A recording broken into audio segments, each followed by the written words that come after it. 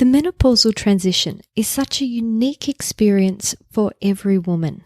Some women end up with symptoms and some don't, but we all end up with lower hormone levels and without menstruation. So what is it that either sets us up for success or hinders our ability to transition with ease? And this is exactly what I'm going to be talking to you about today. You're listening to Menopause Natural Solutions. This is episode 116. Welcome to Menopause Natural Solutions, your podcast for all things perimenopause, menopause and beyond. Stay tuned as your host, naturopath Jennifer Harrington, explains how to use natural therapies to find your ultimate health and happiness during your transition. Let's start by saying that the menopausal transition is a normal, natural part of life. Women have several hormonal transitions during their lifetime.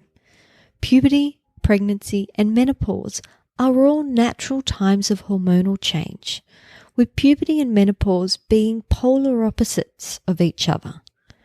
Prepubescent girls aren't thought of as being hormone deficient, and either should postmenopausal women, as this is the natural cycle. I see postmenopause as being a return to our childlike prepubescent self, a return to happiness, curiosity, creativity, cheekiness, and helpfulness. It's good to know that there is a light at the end of the tunnel. We just need to make it through the transition first. It is thought that 20% of women breeze through this time of life with no concerns at all. Their periods simply stop one day, and that is it. Unfortunately, 20% of women sit at the opposite end and really struggle with extreme symptoms at this stage of life. And there certainly may be a role for menopause hormone therapy for these women. The rest sit somewhere in the middle. Maybe their symptoms aren't all that frequent, or maybe their symptoms aren't that intense. If we all end up with altered hormone levels and without our periods, why does this transition hit us so differently? It's not just the frequency or intensity that changes, but our entire symptom picture looks very different for each woman who is symptomatic. Some women really struggle with heat, having hot flushes or night sweats. Some women really struggle with mood changes or cognitive issues. Other common symptoms include insomnia, weight gain, joint pain, headaches, racing heartbeat, digestive difficulties, reduced libido, and the list goes on. No two symptomatic women experience this transition the same. It is a very unique and individual process. As it is possible to transition into menopause without symptoms, why are you having issues? I see several common factors that can contribute to a woman being more likely to have symptoms. Here are 7 factors that I consider in my consultations. 1.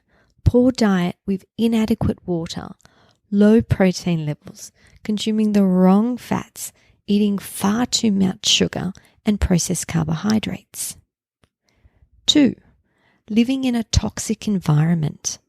My main concerns here are mold, toxic metals, and chemical exposure. 3. Unhealthy lifestyle habits such as smoking, not exercising, not sleeping, etc. 4. Nutrient deficiencies. Vitamins, minerals, and essential fatty acids are key building blocks for health. Deficiencies are common. 1 in 3 people have at least 10 mineral deficiencies. Deficiencies are absolutely linked with poor function and disease. This is actually a core focus for me. If you think this could be you and you would like more information, I'm running a Minerals for Menopause webinar in May, and I'll add the link to the show notes. 5. Adrenal health. Your adrenal glands are thought of as your stress glands, as they produce our stress hormones, but they are also responsible for producing a form of estrogen called estrone. This is our main form of estrogen in postmenopause.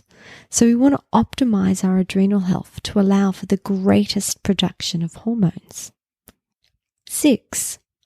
Poor digestive health and an imbalanced microbiome. Have you heard of the microbiome?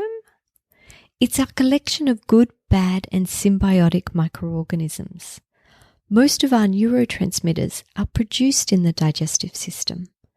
It's thought that 95% of our serotonin is produced here.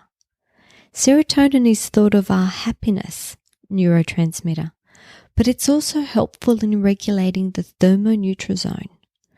This regulates body temperature and can help reduce hot flushes, hence why antidepressant medication is sometimes prescribed as a non-hormonal treatment option for menopause. There is also the estrobolome. This is a subpart of the microbiome primarily responsible for metabolizing and modulating the levels of circulating estrogen. So you can see how your digestive health plays a big role in either supporting or hindering your experience of the menopausal transition. 7. Your general health. Any undiagnosed or poorly controlled disease processes are reducing your ability to transition with ease. The big troublemakers I persistently see include issues with blood sugar regulation and diabetes, suboptimal thyroid health, fatty liver disease, and even chronic viral infections such as the herpes family, the hepatitis family, etc. Naturopathic treatment for menopause isn't an alternative to menopause hormone therapy, or MHT for short. If you haven't heard of MHT, it's the new term for HRT. It's not an either-or option, as they can complement each other. Everyone can benefit from naturopathic treatment and improve general health with or without hormonal replacement. MHT, on the other hand, can be the fastest way to relief, especially for vasomotor symptoms such as hot flushes and night sweats. But it isn't appropriate for every woman, and it doesn't necessarily set you up for long-term health, as you haven't addressed or optimized other aspects of your well-being. When I look over my patient load, 75% of my patients have used the naturopathic strategies discussed to manage their transition without the need for hormone replacement. This group of women include cancer survivors who are actively looking to avoid hormone replacement, and other women who just want to try a natural approach and way to set themselves up for a more healthy way to age.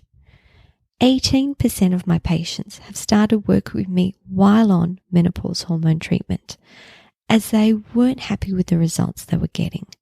They wanted to utilize the best of both worlds for greater results. 7% of my patients I have suggested they consider starting menopause hormone therapy. And these are a mix of women who have started working with me to improve their surgically induced menopausal transition, or who are having extreme symptoms and need relief while we investigate. I think it's wonderful to live in a world with options. If you want hormone replacement, it's available. If you want a more natural approach to this normal transition, it's available. If you want the best of both worlds, it's available. It's your health. It's your life. It's your choice. I'm currently onboarding new patients. If you would like to be one of them, see the link in the notes for more details. I hope today's chat has given you a greater understanding of what could be going on for you during this stage of life. Please don't try to struggle through this on your own, as for some women it can take a decade to complete the transition. Please don't go it alone if you need help. That's all from me today. I'm wishing you a wonderful day. Until next time, bye.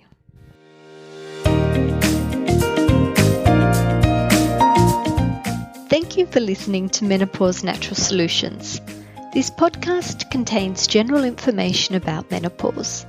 It is provided as a guide, and it is not intended to replace medical advice.